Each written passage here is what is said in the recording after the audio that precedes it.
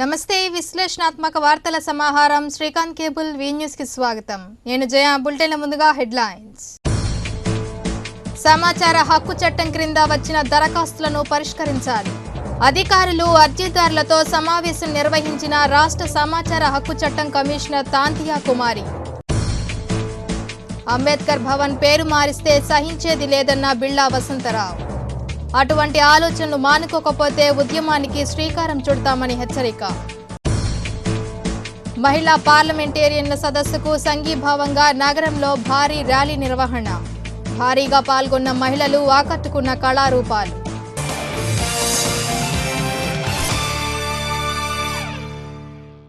ఇక వివరాలకెళ్తే, జిల్లాలో సమాచార హక్కు చట్టం క్రింద పెండింగ్లో ఉన్న దరఖాస్తులను పరిష్కరించడానికి చర్యలు తీసుకోవాలని రాష్ట్ర సమాచార హక్కు చట్టం కమిషనర్ తాంతియా కుమారి అధికారులను ఆదేశించారు.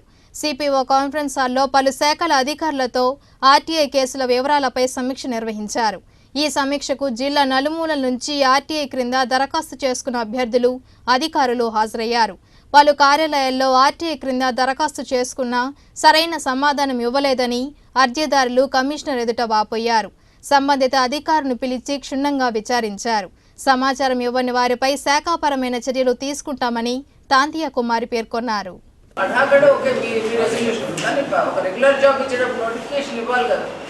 చిన్న కాలేజెస్ వాళ్ళే నోటిఫికేషన్ ఇస్తారు కదా, మరి మీ నోటిఫికేషన్ ఇవ్వకుండా మీ ఇష్టం వచ్చినట్టు ఎలా ఫిల్ చేస్తారు? నోటిఫికేషన్ ప్రకారం ఇప్పుడు మీరు రెగ్యులర్ చేసేటప్పుడు అటాక్గా ఫిల్ చేసేటప్పుడు చేస్తారు, కానీ రెగ్యులర్ పోస్ట్ ఇచ్చేటప్పుడు వేరే ఇంకొక వ్యక్తి స్థానంలో ఇతను పెట్టేటప్పుడు ఐదర్ కంపాషనేట్ గ్రౌండ్స్ మీరు మెయింటైన్ చేయాలి. అది లేనప్పుడు కనీసం మీరు నోటిఫికేషన్ ఇచ్చి చేయాలి కదా. ఈ ఆర్గనైజేషన్కి సంబంధించి మీ డిపార్ట్మెంట్ యూనివర్సిటీకి సంబంధించి నిర్ణయాలు కానీ వేరే పోస్ట్ ఫిల్అప్ చేసేటప్పుడు పోస్ట్ ఫిల్ చేసేటప్పుడు నోటిఫికేషన్ ఇవ్వకుండా కదా.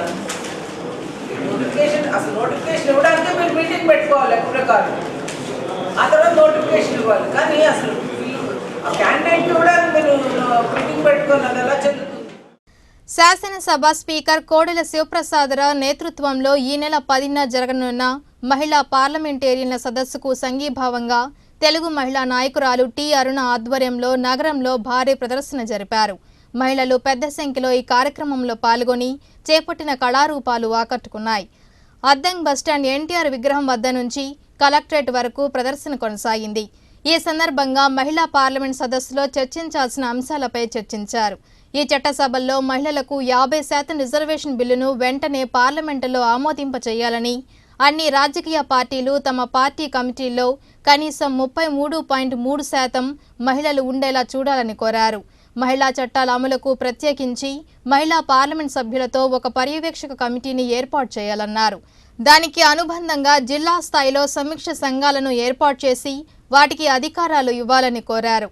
బాధిత మహిళల కోసం ప్రభుత్వం ఎన్జీఓల ద్వారా నిర్వహిస్తున్న ప్రాజెక్టులకు నిధులు సక్రమంగా అందేలా చర్యలు తీసుకోవాలని, దేశవ్యాప్తంగా మహిళా పోలీస్ స్టేషన్లు, ఫ్యామిలీ కోర్టుల సంఖ్య పెంచాలని డిమాండ్ చేశారు. ఈ కార్యక్రమంలో టి అనంతమ్మ, తమ్మినేని మాధవి, మహిళా కమిషన్ సభ్యురాలు రమాదేవి, తెలుగు మహిళా జిల్లా అధ్యక్షురాలు Alla Venkataratnam, Nalla Narasamma, Kusumakumari, Ravula Padmaja, P Sunitha, T Padma, Nagendramma, LD Bhavani, Ariga Shailaja, రైస్ కళాశాల విద్యార్థినులు పాల్గొన్నారు.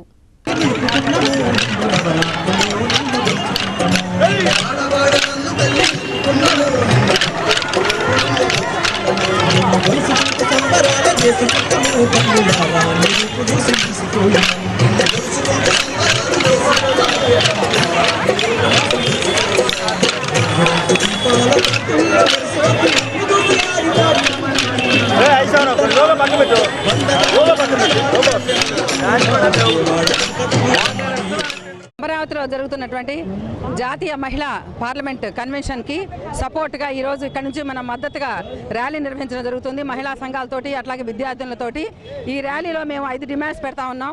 ఒకటి, మహిళలకు 50% రిజర్వేషన్ ఇవ్వాలని చెప్పని ఆ చట్టసభల్లో. రెండవది, పార్టీ కమిటీలో కూడా 33.3% వాళ్ళని ఇంక్లూడ్ చేసుకోవాలని చెప్పని.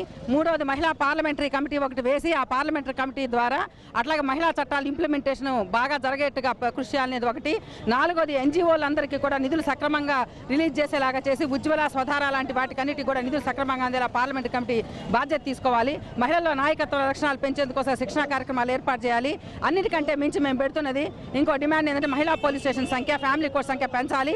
ఈ నేపథ్యంలో ఏర్పాటు చేస్తున్నటువంటి ఈ మహిళా పార్లమెంట్ సదస్సుకు మద్దతుగా ఏర్పడుతున్న ఈ యొక్క ర్యాలీ ద్వారా ఈ డిమాండ్స్ మేము అంతా కూడా ప్రభుత్వం ముందు పెడతా ఉన్నాం. వీటన్నింటినీ సాధించేలాగా మహిళా పార్లమెంట్ మెంబర్స్ అందరూ కూడా కృషి చేయాలని కోరుతున్నాం. కేంద్ర ప్రధానమంత్రి గారు నరేంద్ర మోదీ గారు సంచలనమైనటువంటి నిర్ణయాలు తీసుకుంటూ దేనికి తలకు వగ్గకుండా ఆయన తీసుకుంటే నిర్ణయాలు అన్నీ తీసుకుంటూ అందరికీ న్యాయం చేస్తూ ఉన్నారు.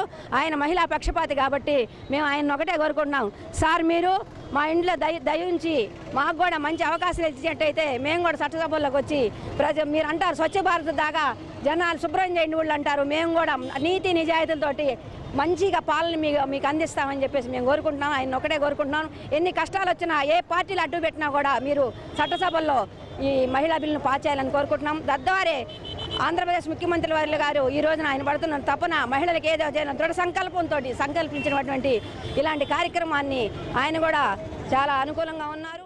మరి అభివృద్ధి చెందుతున్నటువంటి రాష్ట్రంలోని దేశంలోని మహిళల తాలూకా పాత్ర గురించి కానీ, మహిళల తాలూకా వివిధ రంగాల నుంచి వస్తున్నటువంటి మహిళలు స్పోర్ట్స్ నుంచి కానీ, అలాగే పాలిటిక్స్ నుంచి కానీ, అదేవిధంగా మరి బిజినెస్ వైపు నుంచి కానీ, అన్ని ఇండస్ట్రీస్ వైపు నుంచి కానీ, అన్ని రంగాల నుంచి కూడా మహిళలు వేలాది మంది 12,000 మంది అమ్మాయిలు కానీ, మరి అదేవిధంగా నేషనల్ లెవెల్లో పార్లమెంట్ జరుగుతున్నప్పుడు కూడా ఇంటర్నేషనల్ లెవెల్లో కూడా చాలామంది గెస్టులు వస్తూ ఉన్నారు, ఎంతోమంది మెసేజ్లు ఇస్తూ ఉన్నారు, చర్చలు జరగడానికి అవకాశం ఉంది. కాబట్టి ఈ రోజున రాష్ట్ర వ్యాప్తంగా కూడా ప్రతి జిల్లాలో ప్రతి ఎడ్యుకేషన్ ఇన్స్టిట్యూషన్లో కూడా ఈరోజు జరుగుతున్నటువంటి నేషనల్ ఉమెన్ పార్లమెంట్కి మద్దతుగా ర్యాలీలు జరపడం కానీ, అలాగే కొన్ని డిమాండ్స్ పెట్టడం కానీ, అలాగే కొన్ని ఇష్యూస్ని మరి ప్రభుత్వం దృష్టికి తీసుకెళ్ళడం కానీ ర్యాలీలు జరుగుతూ ఉన్నాయి.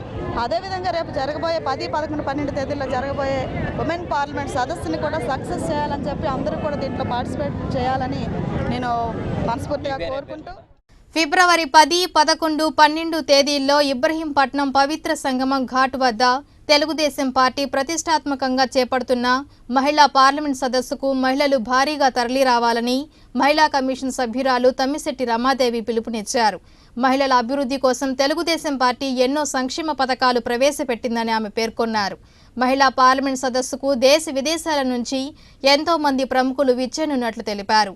ఈ సదస్సు ద్వారా మహిళలకు చైతన్యం కల్పించడం వంటి పలు రకాల శిక్షణ తరగతులు కూడా నిర్వహిస్తున్నట్లు తెలియజేశారు.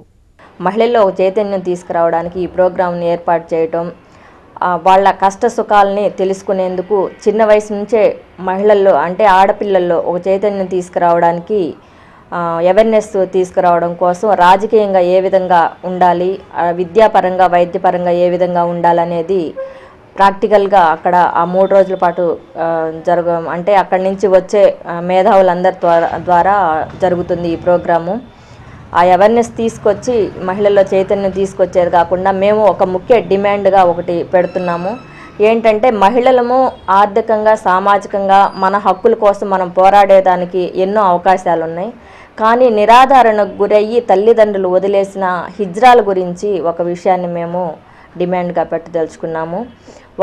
వాళ్ళను కూడా మహిళలుగా గుర్తించి వాళ్ళకి ఒక పెన్షన్ అనేది కానీ వాళ్ళు బ్రతకడానికి ఏదన్నా ఆధారం చూపించాలనే ఆలోచనతోటి మేము రేపు స్పీకర్ గారి ముందు ఈ విషయాన్ని కూడా చెప్పాలని అనుకుంటున్నాము.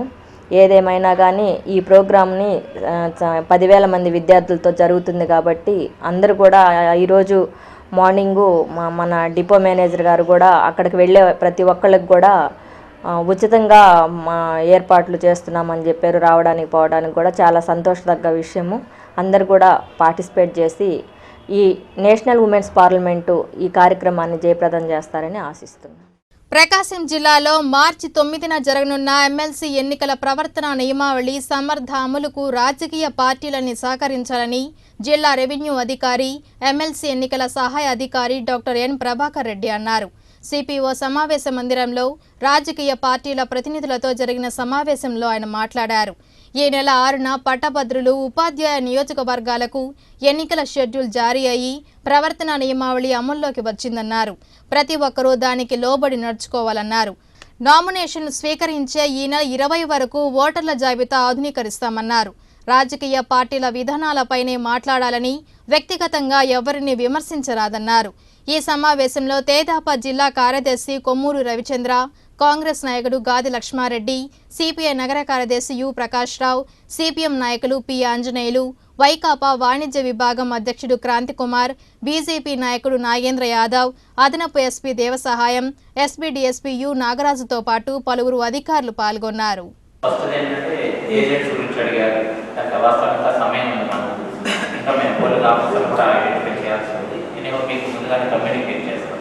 వీరే త్వరగా ఇచ్చేసారు. పోలింగ్ ఏజెంట్ ఉన్నారు, అట్లాగే డిస్ట్రిక్ట్ లెవెల్ ఏజెంట్ ఉన్నటువంటి బూత్ లెవెల్ కౌంటింగ్ ఏజెంట్ అన్నీ కూడా నామ్స్ ఇచ్చేసారు. వాళ్ళకి ఇన్ టైంలో సప్లై చేయడం వాళ్ళకు టైం జరుగుతుంది. పోటీలో ఉన్న వాళ్ళకి ఏజెంట్లు వస్తారు. సో అది కన్ఫర్మ్ అయిన తర్వాత మేము మిమ్మల్ని అడుగుతాం.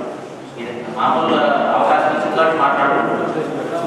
ముందుగానే ఏజెంట్లు కూడా మనకు అవసరం అవుతారనేటువంటిది ముందుగానే మనం మాట్లాడుకోవడం ఉద్దేశం ఏంటంటే మీరు ఇబ్బంది పడుతూ ఉంటారని మనం గుర్తు చేసుకుంటున్నాం. మనం తెలిసినప్పుడు ఒకసారి గుర్తు చేసుకుంటున్నాం అన్నీ కూడా. రెండోది ఎలక్ట్రానల్ రోల్ అడిగారు.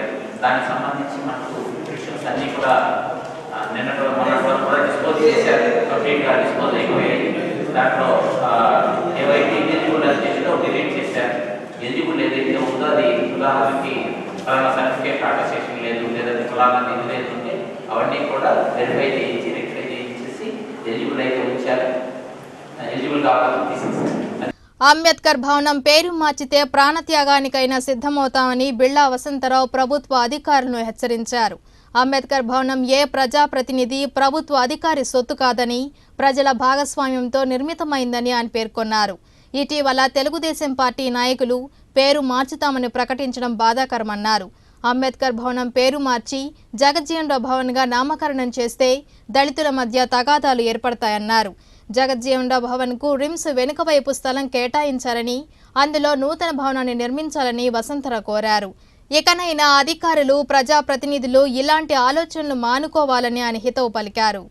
అంబేద్కర్ భవనం దాదాపుగా 30 సంవత్సరాల నుంచి ఏర్పడి ఉన్నది.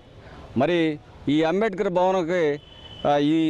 భవనం యొక్క స్థలము ఎవరి అబ్బా జాగీరు కాదు, ఎవరి తాత సొమ్ము కాదు, ఎవరబ్బా సొత్తు కాదు. మరి ఈ అంబేద్కర్ భవన్ని కూల్చి ఇక్కడ జగజ్జీవన్ రావు గారి భవన్ నిర్మిస్తానని ఒంగోలు ఎమ్మెల్యే గారు మాట్లాడటాన్ని మేము మాలమహానాడు తరపున తీవ్రంగా ఖండిస్తున్నాము. మరి అంతేకాకుండా ఈ జగజ్జీవన్ రావు భవన్ కూడా మాకు అనుకూలమైందే. ఇది మా అన్నదమ్ములకు తగాదాకు సంబంధించింది. మాలమాదిగులకు మధ్య తగాదాలు పెట్టొద్దు. మరి ఈ జగజ్జీవన్ రావు గారి భవన్కి కొత్త రిమ్స్ వెనక పక్క ఉన్నటువంటి స్థలంలో ప్రభుత్వం కేటాయించడం జరిగింది. అక్కడ జగజ్జీవన్ రావు గారి ఆ భవన్ను ఏర్పాటు చేయాలని మేము మాలమహానాడు తరపున కోరుకుంటున్నాము. అంతేకాకుండా మున్సిపల్ హై స్కూల్లో, నెల్లూరు బస్ స్టాండ్ ఉన్నటువంటి మున్సిపల్ హై స్కూల్ గ్రౌండ్లో అంబేద్కర్ గారి ఆడిటోరియాన్ని ఏర్పరచమని ప్రభుత్వం ఉత్తర్వులు ఇవ్వడం జరిగింది. అక్కడ అంబేద్కర్ గారి పేరు మీద ఆడిటోరియాన్ని ఏర్పరచాలని, ఈ అంబేద్కర్ భవన్ జోలికి వస్తే ఎవరైనా ఖబర్దార్, మేము ఒకటే ఛాలెంజ్ విసురుతున్నాము. ఎవరైనా అంబేద్కర్ భవనంపై చేసినట్టుగైతే ఇక్కడ ఒంటిపై కిరోసిన్ పోసుకునే దగ్గుర్దూలంగా చనిపోతామని మేము ఛాలెంజ్ విసురుతున్నాము. ఈ ఆలోచనని ఒంగోలు ఎమ్మెల్యే గారు విరమించుకోవాలని నేను మాలమహానాడు తరపున హెచ్చరిస్తున్నాను. ఈ న్యూస్లో చిన్న విరామం.